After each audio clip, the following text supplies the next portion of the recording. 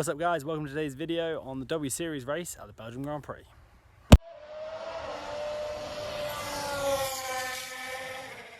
So what a race we had in W Series, and in this video I'm going for my top 5 talks from the race weekend. Going in talking point number 1.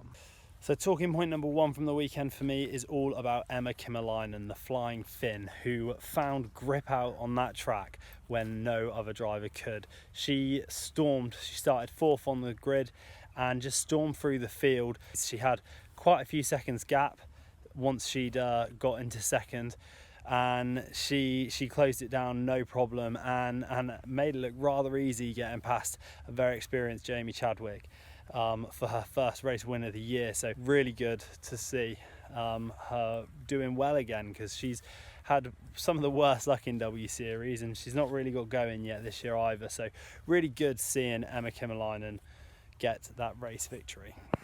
Talking point number 2 I had before Emma Kymäläinen took the victory, and that was the control shown from Jamie Chadwick. I was really impressed, and you can see how much Alice Powell, who's been extremely good this year, struggled in the wet. She sort of tumbled a little ways down the grid during the race, and I was just really impressed with Jamie Chadwick. She'd opened up a gap nice and early on. She looked really in control. I put Chadwick's control in my notes for the race, and I was just really impressed by her. And obviously she couldn't hold out Emma Kymäläinen, who was on a different level, but yeah, I think it was a really great solid drive for Chadwick and really gave her one extra step forward towards that championship. My next talking point I've got on was all about Marta Garcia, who has not been living up to expectations this year in W Series.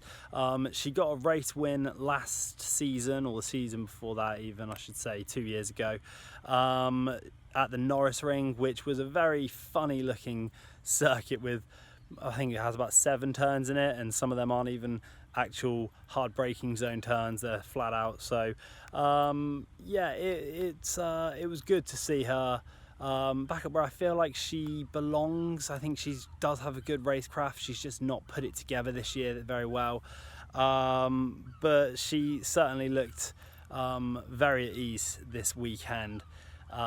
Did a much better qualifying than she has previous weekends, and you know, showed some patience, some composure, and she ended up taking Alice Powell really nicely for that final spot on the podium. And yeah, I reckon we'll be seeing her on the podium at least once or twice more before the end of the season. We've got three races to go, I think. And yeah, I think that was what she needed, Garcia. Talking point number 4 for me is on Fabienne Volvend, who has been my surprise of the year. She led Silverstone for virtually the whole race, was very unlucky at the safety car restart with a little error, but otherwise she looked very comfortable and was certainly on for a race win at Silverstone. She impressed me again this weekend. You know, she had that big accident during qualifying and she came back, and she was starting way down the grid, and to come back to, I think she made 7th in the end, taking Nuria Marti towards the end. She was just carving her way through the field. Really impressive drive from her, especially after the accident that she had. It was in the wet, didn't play on her mind. She just got through the field, and yeah, really impressive points haul for her this weekend, all things considered, and she's been my surprise of the championship so far. So I reckon we've got a bit more to see from her still, and let's see if she can climb up and try and get that 3rd place in the championship, because I believe 1st and 2nd are all but done between Powell and Chadwick now. So yeah, let's see what Volvend can do. And my final talking point from the weekend was that crash in qualifying. I couldn't do the video without addressing it. It was a big old hit, wasn't it? I remember watching the live feed, and it's never a brilliant sign when they don't show the replays, and I was a little worried for a second there. There was quite a few big shunts, and it just goes to show the difficult conditions that the drivers have to put up with. And you know, I don't think anybody could have done anything to avoid any of that. They just came steaming up the hill, and it was just a chain reaction that couldn't be stopped, unfortunately. I